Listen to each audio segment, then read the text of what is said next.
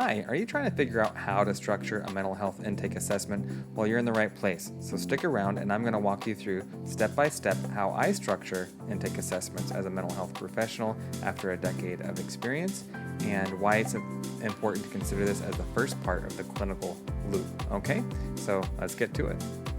If you would like a free handout on the same template I'm going over right now in this video or podcast episode, feel free to head over to the show notes in the description below, and I'll make sure it's linked up over there so you can jump over and grab it if you find it helpful, if you have any interest, okay? Thank you.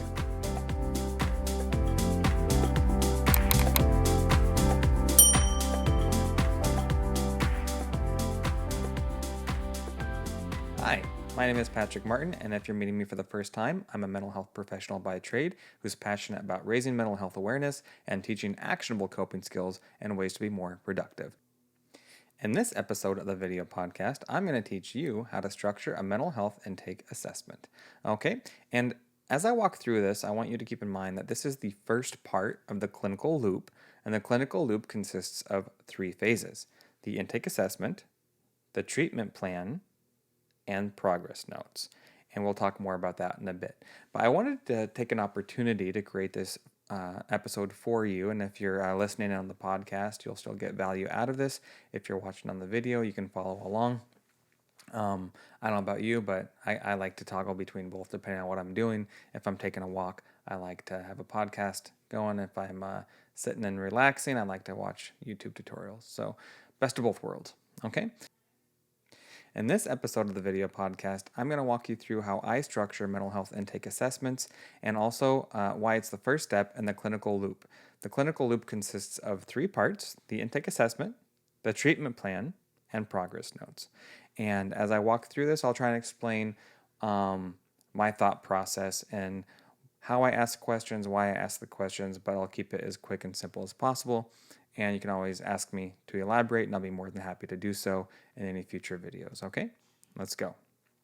All right, so the first thing to consider when you're conducting an intake assessment is, of course, informed consent, right? I usually start off the conversation by asking clients, have you ever been through this process before? Trying to keep in mind what it's like to be on the other side of the desk and get into the mindset of the person that you are speaking to. Because if it's somebody who has a lot of treatment history in the mental health system, they're probably very familiar with the intake process, the type of questions, the rigmarole. But if they've never been through the intake process, it could be pretty scary. They don't know what to expect. So it's always good to start off by just letting them know that, of course, everything is confidential and private, won't be shared with anyone else without their informed consent. Explicit consent, unless, of course, it falls under mandated reporting laws, right? And so it's important to just keep in mind that it's well worth your time to educate the person on the other side of the desk, or the other side of the phone, or the other side of the camera, depending on what your modality is, telehealth, face-to-face, and help demystify it for them. So I usually say something along the lines of, the intake assessment is just a process in which we're gathering history in order to get a bird's eye view so that we can figure out how to best help you and also put together a plan to see how we can be of service in meeting your goals, or something along those lines, and just let them know that there's nothing behind the curtain. This is mostly a history gathering process, but also as a clinician, we're looking for points of intervention for future implications in terms of how we can intervene, what their target behaviors are, compensatory behaviors, as well as any other clinical relevant information such as grief, loss, strengths, weaknesses, environment, biopsychosocial stuff. Okay, so the first thing I want to bring your attention to is, of course, modality. So if this is something being done via telehealth, which, given that this is the COVID pandemic and pretty much all treatment is being done over the phone or over telehealth right now, it's really important to consider the modality so that you can put into your assessment, or at least assess for what the circumstance is. So, for example, if it's being conducted by telephone, you definitely want to document that this is being done by telephone, and if you've reviewed emergency protocols with your client in advance. And on the same in the same vein, you want to be sure that you understand where they are. So you want to document their location. Very important in case of an emergency. So you want to know, are they at home? Are they in their car? If they're in their car, where are they? And so forth. Okay. And other than that, the first question I like to start off with is the referral source. How did you hear about us? How did you hear, who referred you? Was it family? Was it a friend? Was it your primary care provider? Was it another mental health professional? Because that gives you a lot of information, and also what the motivation is. Is this a self-identified problem that brings them to treatment, or is this an issue that's been brought to their attention by somebody else, or even oftentimes mandated treatment through like the court, children and family services? And that's equally important to know, because that's going to help prime your mind for what you're going to be looking for during the assessment in terms of how to best help this person and what their level of motivation and even insight is into what the whole mental health platform has to offer them in terms of their needs. Because a lot of people, they look at mental health as just being sometimes thoughts and feelings, but they don't necessarily think about it as a resource, to meet their other basic needs, help them problem solve barriers to those needs. And so it's a great opportunity, especially if it's somebody's first time getting into mental health, to educate them about exactly what mental health is and to address any underlying assumptions they might have about it. Okay? All right, so presentation. This is basically something I'm mindful of. You're paying attention to their affect, their stated mood. Is it congruent, incongruent, their age, ethnicity? Do they have children? Do they not have children? And oftentimes, this is something I'll come back to after I've asked the rest of the questions, and I'll fill in once I have a better idea of what the whole picture looks like. It just helps me write the presentation later after I've asked most of the other questions. It's almost like a brief summary before I do the clinical summary. I don't know if that makes sense, but it will. Okay. And then the primary complaint, this, in my opinion, should be the client's own words. So this should come directly from the client, or the horse's mouth, if you were. And you can paraphrase. I paraphrase sometimes. But the idea here is that the primary complaint is going to speak directly to the goals when you're formulating the treatment plan. Okay? Because oftentimes we have a certain idea, we make assumptions about what a client is going through based on their history, but nothing is more valuable than getting their own words. And oftentimes they'll want to say something like, I just don't want to be anxious anymore, or I just want to be happy, or I don't want to be depressed. And it's our job to really tease out what that means specifically in actionable terms, right? What does it mean to not be depressed? Well, if you're anxious, how often are you anxious? Frequency, intensity. How is this, more importantly, interfering with your life, your quality of life? Is it causing problems in your relationships? Is it causing problems at work? Is it causing problems in school? The more specific we can get with the impairments, the easier it's going to be to formulate a treatment plan, which is the second part of the clinical loop. Okay?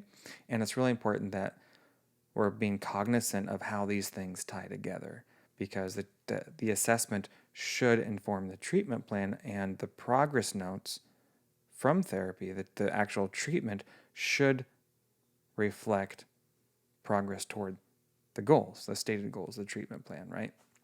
So that's why it's called the clinical loop. Religious practice, I always like to start with this question after the initial complaint, because it's important for us to be sensitive, not just to someone's spiritual beliefs, but also because how relevant is that? And that's an easy one to miss if we just drive past it. And so they might say, oh, Catholic, Christian, Jewish, Taoist, whatever, or agnostic, and we can leave that alone. But I like to dig a little bit deeper and find out how does their value system inform their quality of life. Maybe they used to be very involved in church and they're not anymore. That's important to know. That's something we want to pay attention to, okay? Now, in terms of symptoms, I do like to I'm just very good, it helps me list things out, kind of break it apart. So when I'm asking about symptoms, I'll drill down a little bit more specifically. I'm looking for depression, and anxiety, and of course, any psychotic symptoms. I try and parcel those out so I can be more specific. So if somebody's complaining of feeling depressed, it's important to know, of course, how often they're feeling depressed, how long does that depression last, how intense is that depression, and specifically what symptoms surround the depression. So somebody's not going to say, I'm anhedonic, or, I suffer from hyposomnia or hypersomnolence, or insomnia even. Sometimes they'll just say like, well, I can't sleep, and when I try and sleep, my mind is racing, and then I worry about my future, and they will use different language. So it's our job to kind of tease out that language and then kind of wrap it back up into clinical terms, right? That makes sense to us. And so this will help us distinguish, and determine, is this a major depressive disorder, or is this indicative of a bipolar disorder? And these are the, as we start to drill down on, what's specifically going on and what that looks like for somebody, we'll get a better idea of the relevance when we're looking at a diagnosis, a differential diagnosis. And so there's no right or wrong here, absolutely. It is important, though, to consider the details, because the duration of depression, the intensity of depression, and how that coincides with other things like mania, hypomania, their complaints of panic disorder, those are all relevant and oftentimes indicative one to another, okay? And when it comes to onset, oftentimes a client will complain about, I've been struggling with this for years or as long as I can remember, but do try and challenge your client a little bit more on, when did they first notice it, and what did their life look like? And the onset for anxiety may look different than the onset of depression, which may be different than the onset of psychosis. If they struggle with all three, their first experience of paranoia may differ from their first experience of a panic attack or their first experience of a major depressive episode. And so it's kind of important to tease those things out and make sure you're accounting for the timeline on each of those. And so I'll apply, under depression, I might put a different onset, or under onset, I'll kind of list out onset of depression, onset of anxiety, onset of first psychotic episode. And if they do differ, kind of tease those out from each other because it's relevant, right? Okay. So sleep, when we're assessing for mental health, it's really, really important to get an idea of what somebody's sleep looks like, because that's really a big clue in terms of where their struggles are. And oftentimes it's one of the biggest things that we use to help tease out symptoms of, say, a bipolar disorder, right? And any kind of sleep patterns there, because, insomnia might be a symptom of depression, so is hypersomnolence, and so is it's a symptom for anxiety too, right? And so it could also be indicative of, if there's a pattern to the sleep cycle, hypomania, mania, not sleeping for 4-5 nights at a time, feeling lots of energy. Those are things we want to pay a lot of attention to, because we never know what's going to be relevant. So we want to be careful not to drive past any of these questions too quickly.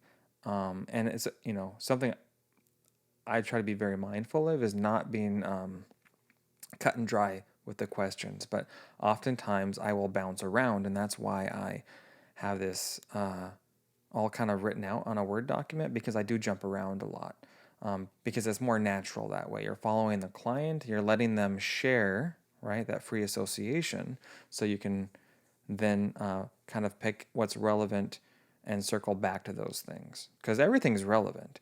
But oftentimes, if we force a client into closed-ended questions, we're not really going to get a whole lot. We're just going to get yes, no's, and very, short statements. But if we allow clients to talk and share what's most relevant to them, we can kind of redirect the conversation if it gets off topic too much, in the sake of time. But then we can also pick out things that we may not have otherwise considered. So it's really important not to pigeonhole the client too much into answering specific questions in a specific order. But this is the general structure, but just keep in mind I do like to jump around a lot depending on what's being expressed. Okay. Dependence, this is a really, really big one, because when it comes to assessments, we really, not just because of the family structure, but because of risk issues. And so we really want to be mindful of whether somebody has children, how many children do they have. Always try and assess for special needs if there's anything going on in terms of there, so you can start to assess for any kind of support, referrals they might need, if they're overwhelmed, if there's a caretaker burden. Also, if there's any custody issues. So definitely you want to assess for that. If somebody says they have children, I always like to ask if what the arrangement is. Oftentimes children can have different parents, and there might be different situation there. There might be history of abuse, domestic violence, there might be court orders.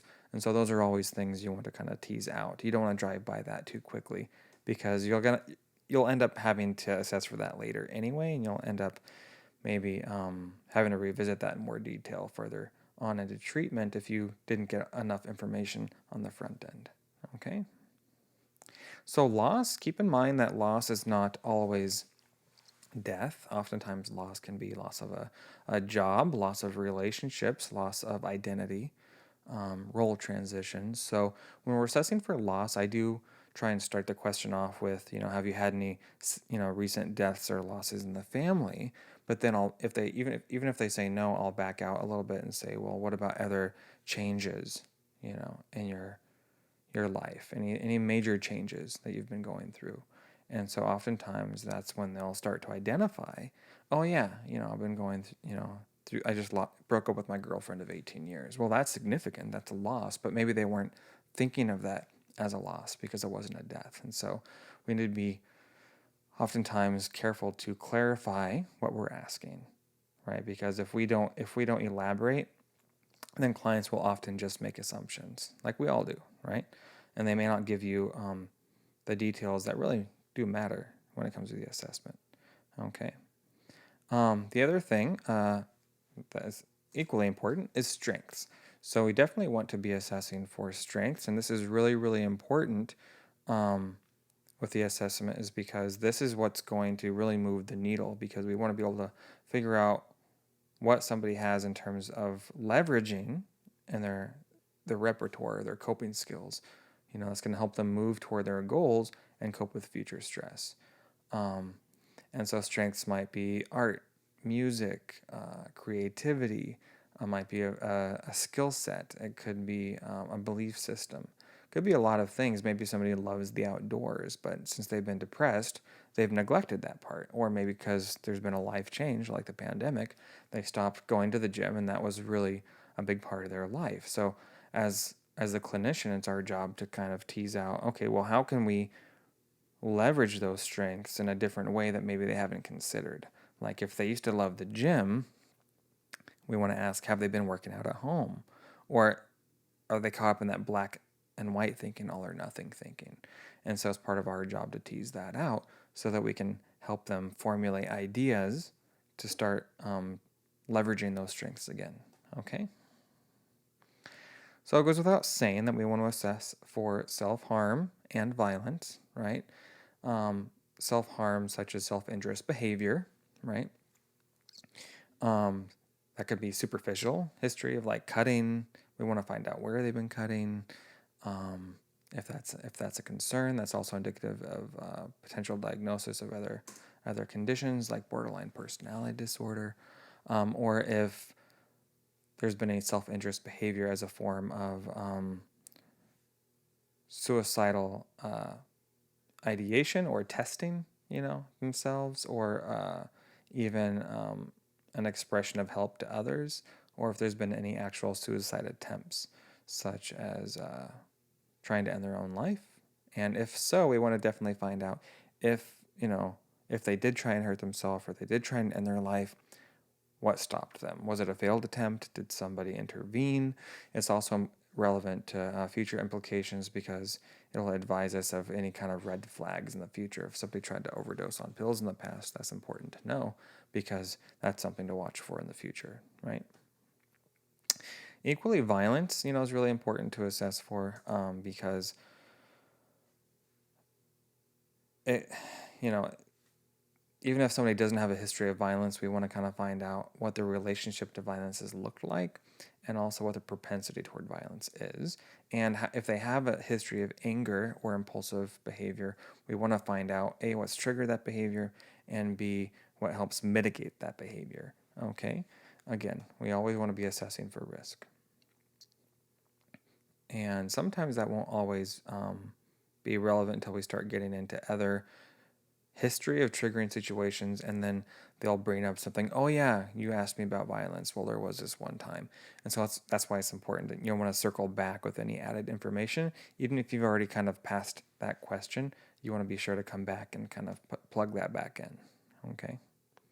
So I always like to tease out any contributing factors to stress, right, or to their primary complaint, and so this might seem a little repetitive regarding some things like loss, but it's also real-time issues like financial stress, debt. We want to drill down on those things and find out, well, if they're stressed financially, is it just unemployment, or is there more going on? Do they owe people money, or are they in debt? Are they unemployed? How long have they been unemployed?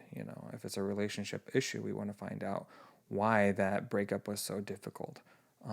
So when it comes to contributing stressors, we really want to kind of look at in real time and history as far as what weighs on them on a regular basis, right?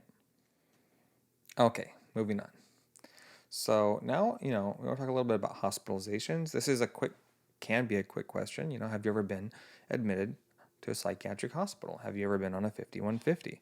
Yes or no? But sometimes it's, well, I was taken to the hospital, I was assessed, but I wasn't kept on a hold, or they didn't keep me overnight.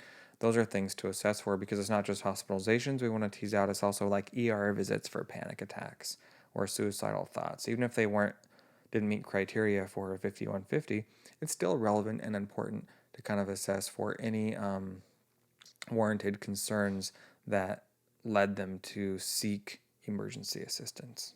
Okay. If they have been in the hospital, it's usually a good idea to get the dates, right? The dates, times of visits, which hospitals they went to, and then how much insight they have as to why they were there, as well as what followed up, with in terms of their stay there. Were they discharged with medication? How much medication? What kind of medication? Were they? Did they have blood work done? If they have their blood work labs, that's really important. And then if they're open to it, you can always get a release from from the client for the hospital, and then request the hospital records. And so that can be very telling, as well as discharge summaries, lab results, that kind of stuff. Talk screens can all be very relevant, especially if you're working in coordination with a psychiatrist who's going to want to know those things anyway, because psychiatrists will often order their own blood work, and if they have labs on file somewhere, especially recently, it's a good idea to have those. Okay. So mental health history in terms of outpatient services, that's definitely something we want to assess for. Where have they had treatment? Have they ever been in counseling, even if it was lay counseling with a pastor or a priest, or even in childhood, were they in any kind of services or programs? All of that is relevant. And it's, as much as possible, we want to be able to create a timeline of treatment, and also try and assess for, what was helpful. So you've been in therapy in the past. What worked? What didn't work? What jived? What was your experience like? And that can be very telling as far as what their expectation is moving forward. And also, if something was helpful, how we can leverage that. Okay, if something really turned them off as far as treatment, we want to be sensitive to that as well. Okay. Medication support services, that's really a big thing we want to assess for, in terms of what medications have they tried, were there any allergic reactions, side effects, what their experience has been like, and what they're currently taking. It's especially important too to find out if there's been any reluctance to medication or any trouble with taking medication as prescribed, because that's one of the biggest factors in people relapsing with mental health conditions is stopping medication because they don't like the way it makes them feel, or it makes them feel like they have brain fog, or they don't feel as motivated, or they feel more blah. They lose their creativity. There's a lot of complaints with medication, libido, and other things that can cause a person to stop taking their medication. But oftentimes people will stop but not talk to their psychiatrist or provider about it because they're embarrassed. And so they'll just stop and not say anything, and then we find out that's why they ended up back in the hospital with a manic episode, is because they stopped their medication. They had a valid complaint about it, but they didn't express that for whatever reason, and that's worth exploring because treatment compliance is a major factor in recovery.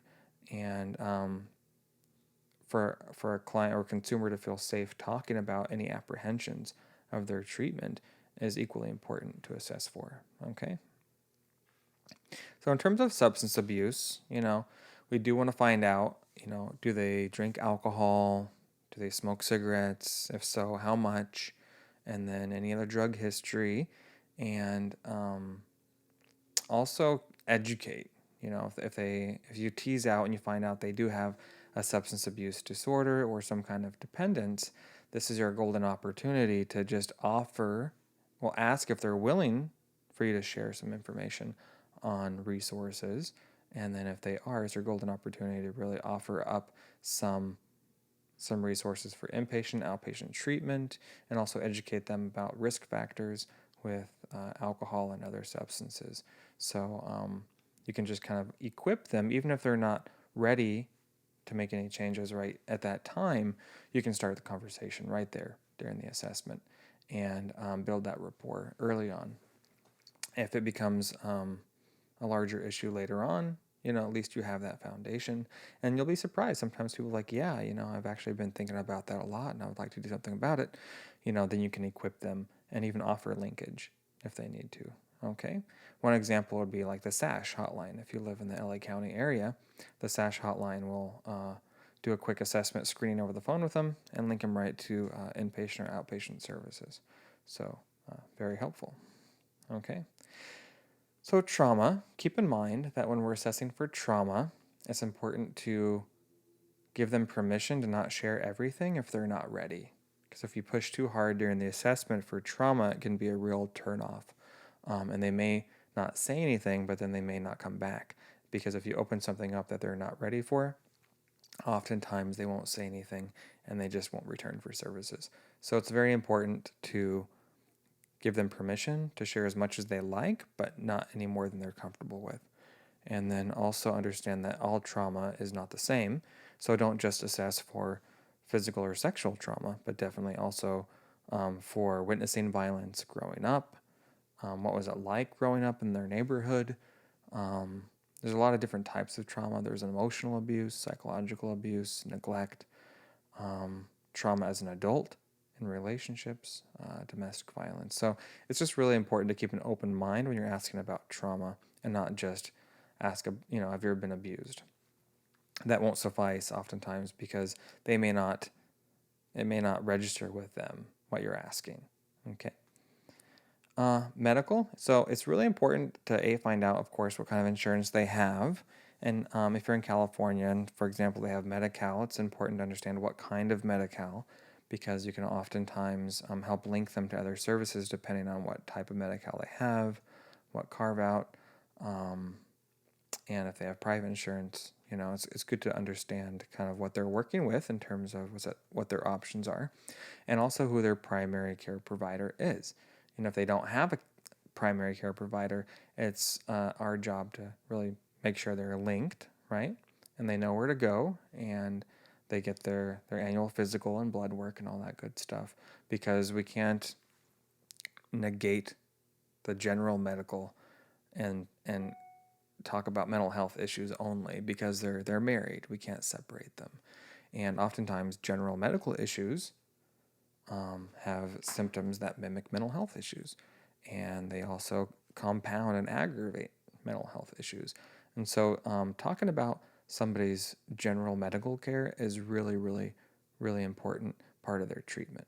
Okay, we always want to assess for their last physical. How long has it been? Not just, listening to their heart, but when did they get blood work done? What did that blood work look like? Did the doctor review their labs with them? Was there anything flagged? Low vitamin D levels, low vitamin B levels, high cholesterol, all of that stuff is relevant. We definitely want to assess for any medical history. So this would not just mean like diabetes, cancer, heart disease. This would be any history of surgeries. So did they have their gallbladder removed, for example? We want to be very mindful of any medical history that they've had in terms of treatment, okay? Because again, we never know what's going to be relevant, and it's really important that we take the time to kind of walk through this and not drive past it too fast, okay? Allergies. So this is not just allergies to food and medication, but oftentimes seasonal allergies. We just want to be really sensitive and thorough to make sure that we're capturing everything, because that is a risk factor. Allergies is a risk factor, and oftentimes clients will say, well, when I took Abilify, I had this reaction. That's a medication that a doctor might try and prescribe them. So we want to be aware of that, so that if we do refer them to a psychiatrist, we just remind them to let the psychiatrist know, hey, I had a bad reaction to this medication, right? So that they don't have a similar experience, which again could cause them to back out of treatment. Okay, any sleep disorders, sleep apnea, right? Night terrors, sleep paralysis, sleepwalking. These are things we want to definitely be assessing for, okay? Head trauma, right? This could be motor vehicle accident. This could be physical abuse in childhood. We just want to make sure, ask, have you ever had any lacerations? If you did have any head trauma, did you have a CAT scan? How long ago was the head trauma? These are all relevant issues. Any history of seizures. And something I really like to kind of add on is diet. So again, we can't really separate physical health from mental health. If somebody's not eating properly and they're not getting a proper diet or hydrating, that will have an impact on their mental health. So we definitely want to make sure that their that self-care piece is being attended to, and that they're educated about what's going on, especially if they have a comorbid issue like diabetes. We want to be sure that we're linking them to valuable resources to help manage their diet. Maybe they don't know how, maybe they've never seen a dietitian, or they have no idea what a diabetes educator is. We can help link them and help look those things up for them, even in real time. I do that oftentimes. I will help them find resources it's still top of mind while we're talking about it. At least, and that way, again, it's our job to help equip people to be their best selves, right? You also want to assess for if weight, height, BMI, that kind of thing, because you may be on the phone with someone for an hour, 2 hours, or doing an assessment face-to-face and not even realize that they're morbidly obese. Well, that's good to know, right? We could have just completely missed that, because if somebody's not physically in front of us, it's an easy thing to miss if we don't ask, right? And they may not feel like it's relevant, or they may not even think to bring it up, right? And then any medical history in the family, you want to be sure that you're paying attention to those things in terms of risk factors. So that could, just ask, do you have any medical issues in the family that you're aware of? Heart disease, diabetes, cancer. And then usually if there is, people will know about it. And it's, again, something that would be easy for them to forget to mention unless you ask.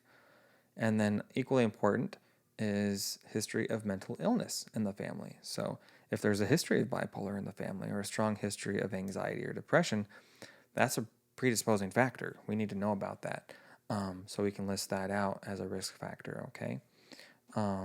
Especially if there's a strong history, for example, of bipolar disorder, and you're talking to an 18 or 19-year-old who's experiencing high anxiety and mood swings, you should, in the back of your head, be thinking, this person could be looking at having their first manic break at, 20 to 23, and that's something to look for, because stress management is going to be a really important part of the treatment plan.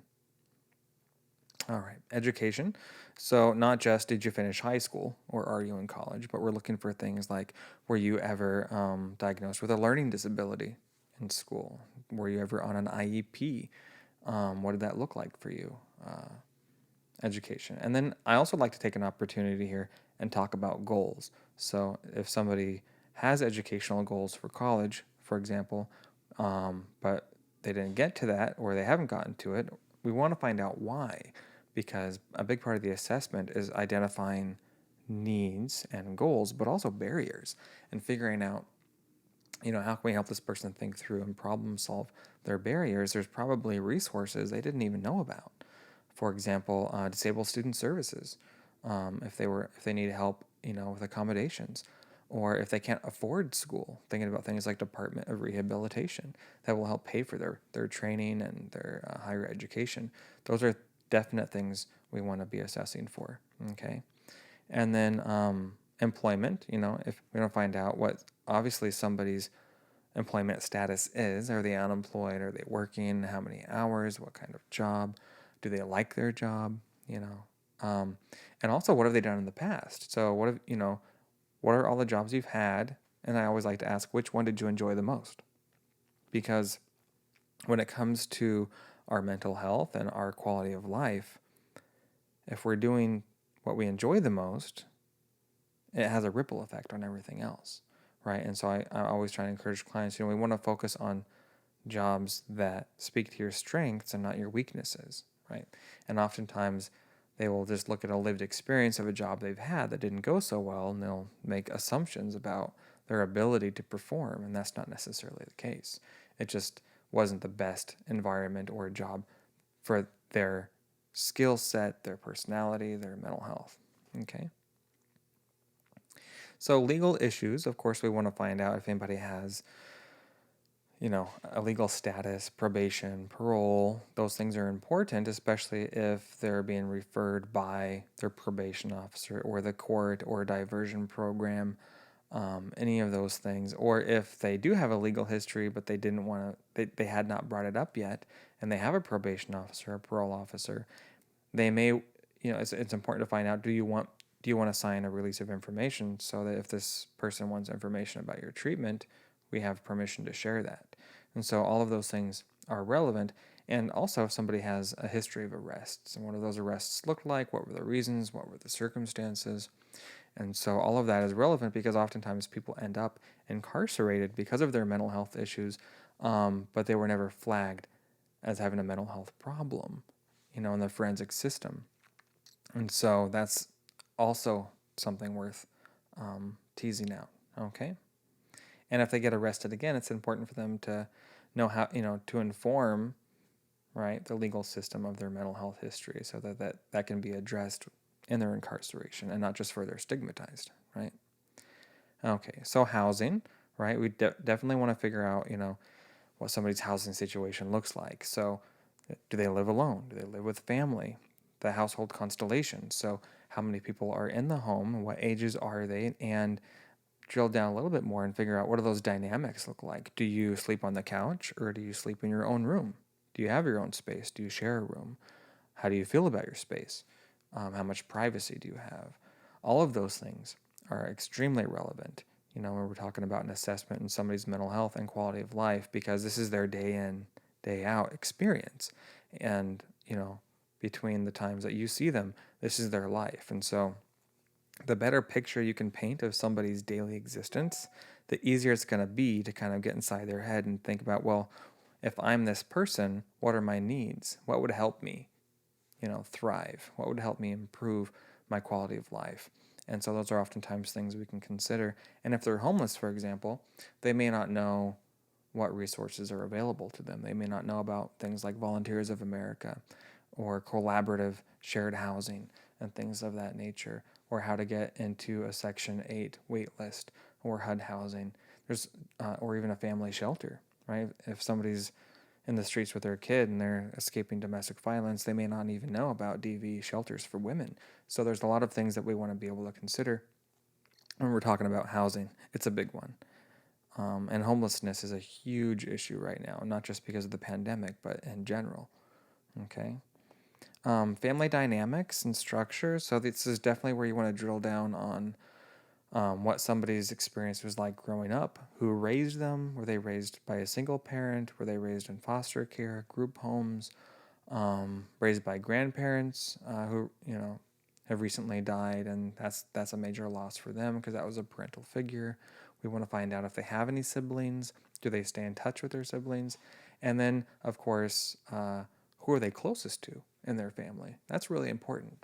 Those attachments, and trying to figure out what that looks like. If there's any unresolved issues with their parents, if they have ever been married, how many times have they been married? How long have they been divorced? Have they ever been widowed? How many kids do they have? What does their relationship with their kids look like? All of those things are extremely relevant.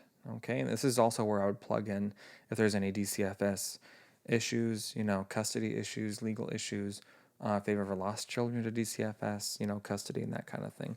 So this is a big topic. And then once you tease out some of that, you want to find out what their support system looks like. So I usually ask, where do you get most of your moral, emotional support from? Is that from family? Is that from friends? Is that from a particular group or your church? And what does that involvement look like? And that could be an online forum. That could be a Facebook group. Could be a number of things. But it's, again, the better picture we get of what this person's social network looks like, the easier it's going to be for us to kind of figure out where things can be leveraged, but also where we can plug some stuff in, and help clients think through how to build out a better support system. Okay. And then that brings us to the summary. So this is the clinical formulation. So it's kind of taking all of that stuff and then packaging it in a way that makes a quick clinical kind of snapshot of what's going on. And so this is oftentimes where I look at the 5 Ps, the pertinent history, the predisposing factors, the precipitating factors, previous treatment and response, and positive factors, in addition to their presentation. And so taking all of the information and then kind of listing it out into these separate areas will give us a clinical snapshot of what we're looking at. And especially if we have to do a case presentation, or if you're handing off this case to someone else, it's a really helpful way to kind of paint a picture for somebody else. So whoever's picking up the case gets a quick idea of what the needs are, what the struggles are for the client, and that'll help prime the other clinician's mind or the psychiatrist's mind of how to proceed mindfully with this client, right? And that's really doing the client a service, because we're advocating for them even in the way that we document the assessment. Okay, it's not like somebody else has to start from scratch, right? Or dig through a body of text to kind of get a feel for what's going on, right? So the presentation is kind of like we started off with at the top that we talked about. This is their age, gender, orientation, ethnicity, marital status. Do they have kids? And then, of course, how do they present? Do they present as somebody with a lot of insight? Do they present with somebody, or as somebody who is a good historian? Do they have a linear thought process, or are they very disorganized? Are they put together? Are they well-groomed, or are they disheveled? These are things to pay attention to if there is any incongruence with their stated mood. And so a lot of the presentation ties into the mental health status exam. Are they orientated to time, person, place, situation? Are they having any internal stimuli? Does it look like they're responding to any auditory hallucinations or visual hallucinations? These are definitely things you want to kind of tease out. And then, of course, their interaction style. Is this person really easy to talk to, or are they very guarded? Is this person suspicious or paranoid? Or is this person love to talk a lot? Or what is their style? Are they storytellers? Does it take a lot of time to engage this person because they like to share a lot? Or is this somebody that you have to tease a lot of information out of? Those things are important. So again, listing out the history of their presenting problem, right? Their predisposing factors. So this could be something like history of mental illness in the family.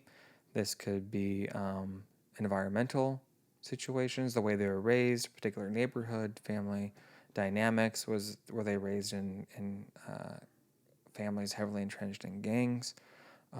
Those things are all relevant. Precipitating factors. This is something that speaks to recent situations that led them to mental health treatment. So oftentimes the question is, why now? So you're seeking mental health services, but why now? Why not before? Why not last year? Especially if this is the first time, we really want to have a clear idea of what's going on that you're now asking for help. What just happened to you? What was the hair that broke the camel's back, right? Or are they just being proactive, right? Maybe they're really good with that, and they're really good about asking for help before things become a big problem, right? That would also be a strength. And then we also want to see, in terms of perpetuating factors, things that are currently contributing to their stress. Remember that section with the contributing stressors, contributing factors? That's what we're talking about. So we want to find out what's keeping them stuck, what's keeping them unhappy. So this is oftentimes where you would ask the miracle question. If you woke up tomorrow and a miracle happened, how would you know? What would be different? So it's that whole idea of solution-focused therapy, right? It's that you're trying to find the exception. So if life stinks right now, what would life look like if it didn't stink, right? What would be different? And then that often will tell us exactly what is weighing on the client, what the perpetuating factors are, okay? And then positive factors, this is the strengths, right? This is the strengths, and also things that maybe they didn't identify as strengths that we see just in interacting with this person. Oh, this person has really good insight, or this person is really motivated to get help, or this person is really well spoken, or this person has some really solid goals and a clear plan about what they want to do. This person's really artistic, These are things that we want to be able to list out in their own categories so that we can leverage them during treatment. Okay. And then identified needs, this is I'm very tangible. So this is very practical stuff. So I'm going to say like, oh, this person needs a primary doctor. This person hasn't had a physical in 10 years. It might be, oh, this person's homeless, right? They need housing, or they need more appropriate housing or different housing environment, right? It could be something like this person needs to work on their communication skills. They bottle everything up. They contain everything, and that's why they explode. Or that's why they get depressed, is because they're not expressing themselves, or they don't know how to communicate, or they share too much, right? They don't know how to have good boundaries. And so these are things that we want to work on, right? Interpersonal effectiveness. Target behaviors, these are more specifically not just needs in terms of their quality of life, but the behaviors that are like the biggest red flags. Like this could be self-interest behavior, this could be substance use, this could be anger outbursts. These are the target things that we're most likely going to address in our treatment plan. All right. And so the DDX, the differential diagnosis, is the last piece here. And this is really where we're trying to okay, with all of the information we just gathered, this is where we are really trying to determine what our clinical impression is.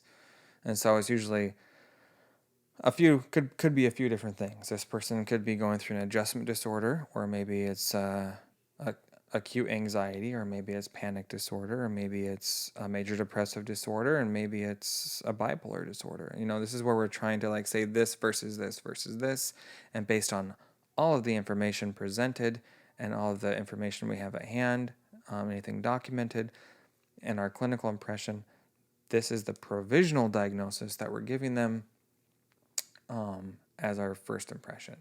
But keeping in mind that a diagnosis is not fixed. A diagnosis is nothing more than an impression. It's a compass that says, okay, this is what we think is going on, and so this is what we're going to focus on right now in terms of the treatment plan and where our head is at in terms of what we think the problem is. But that could change, right? Somebody could present as depressed, but they have a manic episode, 6 months later, and we find out, oh, so it's not just depression, it's a bipolar disorder. Well, that changes things, especially with regard to medication, right? But understanding that a diagnosis is a living document, it's not fixed. And oftentimes, if you look at somebody's history, they'll have sometimes 10 different diagnoses because they present to different providers in a different way, different circumstances. And so that paints a very different clinical impression. All right? Okay. And so then once you've got all that built out in the assessment, after you've done your formulation, this is where I like to list out the plan, especially because I don't even know if I'm going to be keeping a case or if it's going to go to someone else. But the plan is important in terms of, okay, so what happens next? So we've done the assessment, we've identified our clinical impression, we've got a background, got a diagnosis. Now we need to kind of think about, okay, so what happens next? And so who's getting the case? I say the case is being activated with, who's it going to? Am I going to keep a case? Is it going to another clinician, a caseworker, a drug and alcohol counselor, a housing specialist, an employment specialist? It's important to know who's going to be moving forward with the client. Medication support services, this may not be relevant. Maybe they have no need for medication or no desire for medication. But if they do have a medication need that's not being met, we definitely want to address that. So that might look something like, the client's going to be scheduled with a psychiatrist and this is their appointment date. And in the meantime, we've encouraged the client to go to this mental health urgent care over here in order to get started on medication in the interim. And so we want to be sure that we're being very clear about what our plan is with the medication if we've identified that as a need. Okay. Now, the PHQ-9 and the GAD-7, these are known as outcome questionnaires, right? They're used as a way to get a baseline score for specific symptoms. So the PHQ-9 is an outcome measure designed for depression. It's the patient health questionnaire. This is used pretty regularly now in medical offices, primary care, mental health, and it's a way to kind of flag potential major depressive disorder and its different symptoms, and it gives us a score out of 27, and generally anything north of 12 is a little concerning. Anything north of 18 is very concerning, and so this just kind of gives us a baseline of what to look for, and also specifically what symptoms are the most distressing, and then that can also really inform the treatment plan, which is what I use it a lot for. Same thing with the GAD-7, that stands for General Anxiety Disorder, and so a lot of the questions are geared toward, is this person have a general anxiety or not, or what specific symptoms of general anxiety disorder are causing them the most distress, and that's based out of 21 points, and so again, just like the PHQ-9, it's more of a way to inform us of, what to focus on, and then over time we want to see that score come down. Okay, and so I know I'm creating this tutorial parceled out, in the clinical loop, but in real time we would be doing the assessment and the treatment plan together, right? You want to do the treatment plan at the same time you're doing the assessment, ideally, and not to let it tail behind too much, especially what's fresh in your mind and you have the client in front of you or on the phone or video, and you really have them in that frame of mind. You want to say, so we talked about all of these things, so what is it that you would like to see happen? And so the treatment plan will consist of like a long-term goal and short-term objectives, and we'll talk more about that in part 2 of the clinical loop when we discuss the treatment plan. Okay, and that'll be the next episode. And then, of course, you want to make sure that all of your consents are done. Not just consents for treatment, but consents for any other relevant parties. So primary care provider, family, anybody else that might be involved, DCFS, probation officer, anybody that might have an interest where the client wants them to be involved in treatment. And you can specify, of course, the different levels of involvement, but it's important to make sure those are all done because it's really a pain to get those later if you need to. Sometimes it just slows down the treatment process. Okay? And then, of course, any referrals you want to list out to identified needs. Like I said, this could be mental health, urgent care for medication. Suicide hotline is always a good one to give out. Any peer support hotlines, substance abuse hotlines, that kind of thing. If you do give out any resources, you want to be sure to kind of list those out. If for nothing else, for a reminder, and this is often the way I do an assessment. I'm not writing the assessment just for it to look pretty. I'm writing the assessment for myself because I want to be able to look back on my own notes, my own assessment, and be able to kind of know exactly where my head was at. Because in the mental health world, we see so many people. It's easy to kind of forget about the minutia of what was discussed. And so if you write a good assessment, and it doesn't have to be, just lengthy for the sake of being lengthy, but if you have that vital information in there and it's summarized well, it makes it a lot easier for you to reflect on your assessment when you're about to see a client. Like, oh yeah, that's right, these things are really important. I want to make sure we put this into the treatment agenda so we don't miss this, because this was so important when they talked about it. And you're not the only one who's going to forget about it. The client forgets too.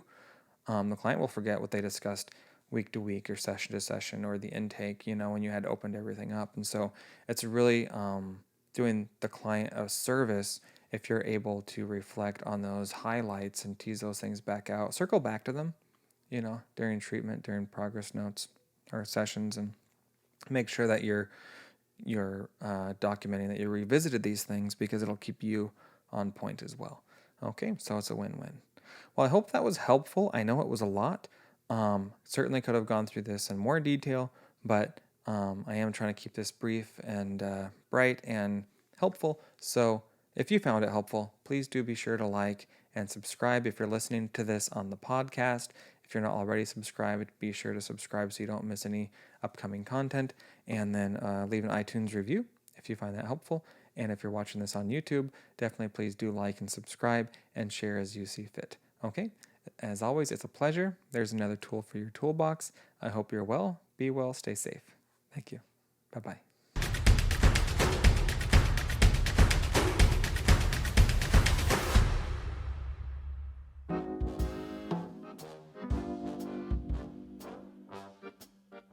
So as I walk you through this, I'm going to structure the intake assessment, walk you through how I...